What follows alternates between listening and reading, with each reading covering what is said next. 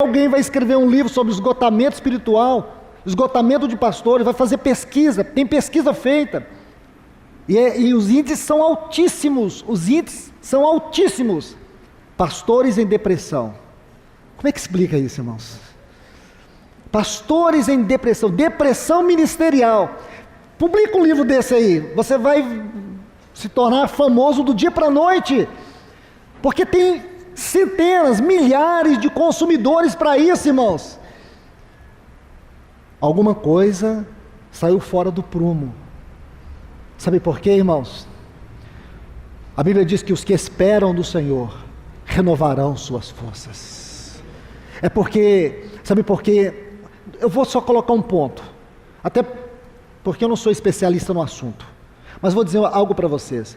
Uma das maiores causas de depressão entre os cristãos é porque eles pararam de esperar o Senhor. Porque você quer uma consulta de graça e transformadora, que vai mudar a sua vida.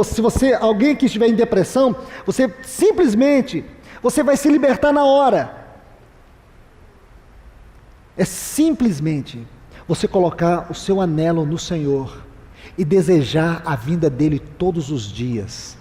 Não tem depressão que vai corroer a sua mente, não tem tristeza que vai te puxar para baixo. Você não vai ter fome de suicídio, você vai ter fome de arrebatamento. Então nós temos que mudar os nossos valores, irmãos. Sabe por quê? Transtorno de ansiedade, essas coisas todas que está assolando o mundo e também os cristãos, é porque nós estamos perdendo o padrão, nós estamos perdendo os valores, nós deixamos de buscar as coisas do alto, nós deixamos de buscar aquele que está sentado no trono. Irmãos, eu preciso te dizer isso. Depressão é uma doença que pode atingir a mim, a qualquer um de nós. Se você estudar a Bíblia, você vai encontrar homens de Deus que experimentaram depressão. Elias, 1 Reis capítulo 19, ele foi tomado de uma tristeza avassaladora, a ponto dele pedir a morte. Ele entrou num estado, num cárcere, e começou aquela autoacusação. É tudo isso que Satanás quer. Mas, irmãos, é só Deus abrir um pouquinho da janela celestial. Ansiedade, depressão, seja lá o que for, vai tudo embora, irmãos. Olha Jeremias. Você sabe o que é 40 anos você pregar e ninguém te ouve, ninguém te atende? Você imagina você ter uma congregação, você tem a palavra de Deus, Deus fala para você, vai lá e prega a palavra, mas a congregação não vai te ouvir. Aí Deus fala assim, vai até a congregação, pega um cântaro, põe na cabeça, sai correndo na cidade. Aí a congregação fala, nosso pastor ficou louco, esse profeta é louco, esse irmão perdeu o juízo, é ridículo, ele fazia coisas ridículas, ninguém ouvia, seus amigos abandonaram, ele era tido como um traidor, tudo se voltava contra ele. Aí um dia ele diz para Deus assim, vou parafrasear, me seduziste, Senhor, me enganastes, o Senhor me enganou, eu estou sendo uma chacota, o Senhor fez de mim uma chacota. Olha onde Jeremias chegou, irmãos. Ele começa a amaldiçoar o dia que ele nasceu, ele começa a amaldiçoar o seu nascimento, sua vida, tudo, porque a depressão, ela cega a sua mente, o seu sentimento, as suas emoções. Você começa a olhar para sua esposa, seu esposo, seus filhos, você perde a alegria de viver. Então, qualquer um de nós podemos passar por isso, mas o Senhor vai lá e coloca a mão assim na fenda da janela e abre. Aí Jeremias disse assim, mas só de pensar e não falar do teu nome, eu sinto fogo me matando por dentro. Ah, irmãos, é isso que nós precisamos. Não tire os olhos do Senhor. Pare de ficar olhando para o seu umbigo, deixe de ser umbigocêntrico. Passe a ter um olhar cristocêntrico. Vá aos pés do Senhor. Não há nada, irmãos, não há nada que possa libertar você da depressão, de transtorno de ansiedade, do que a vida piedosa aos pés do Senhor. Vai estudar a vida de Maria, em Lucas capítulo 10, você vai ver que esta única coisa vai ser melhor do que fazer 10 meses de sessões com um psiquiatra. Você vai ver. Você vai ver que é muito melhor se alimentar da comunhão com Deus do que ficar escravizado por remédios que vão controlar suas emoções. Meus irmãos, receba esta palavra, porque ela vem do Senhor para vocês. Vamos aqui falar um pouco sobre o Sansão, entender o caminho da cruz na sua vida. Amados em Cristo, quando você estuda a partir do capítulo 13 do livro de Juízes, sobre o nascimento de Sansão,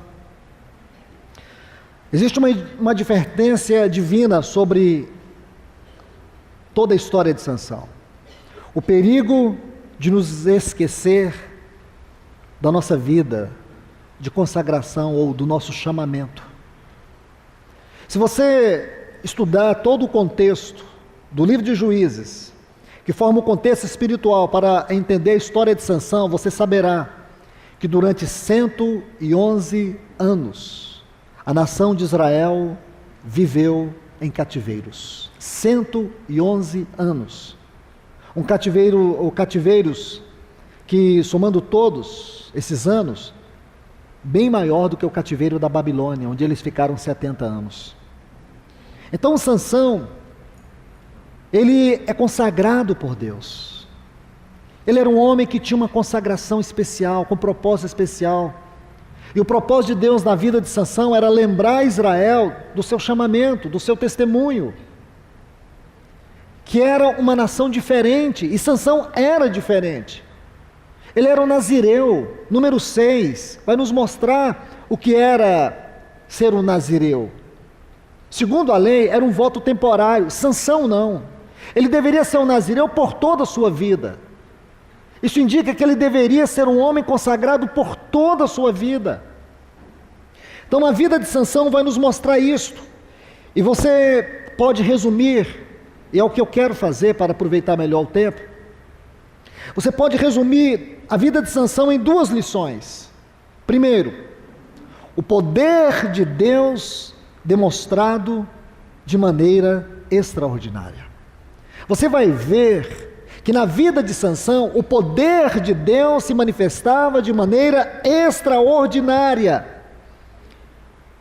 E segunda lição, em contraste a isso, se por um lado ele era um homem que experimentava de maneira extraordinária o poder de Deus, por outro lado havia o poder sedutor do mundo sobre a sua carne. O poder maligno, sedutor do mundo sobre a carne de Sansão. E esta foi uma batalha que ele travou por toda a sua vida. A história de Sansão vai nos mostrar 4 princípios espirituais. E vou citar cada um deles. Primeiro, eu já disse, mesmo que de maneira rápida, a nossa vocação espiritual.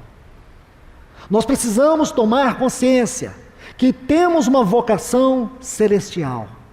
A nossa aspiração é celestial. O nosso testemunho é celestial. O nosso padrão é celestial. Nós estamos neste mundo, mas nós não somos deste mundo. Nossos pés estão aqui, mas o nosso coração tem que estar no céu. Você trabalha, você tem sua empresa, sua família, você tem até amigos de trabalho, você tem sua vida do ponto de vista social natural. Ok, todos nós temos.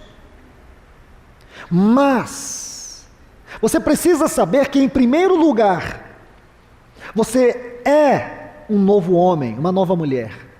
Você tem que entender que você não é igual às outras pessoas. Você tem que compreender que a sua vida é vivida num plano mais alto. Você precisa ter isso na sua consciência. Você não entra na onda do mundo, você não entra nos valores do mundo, você não entra no conceito do mundo. Nós vivemos valores governados pela palavra de Deus. Nós temos um padrão, e o padrão é a vida de Cristo. Fora desse padrão, nós seremos um fracasso.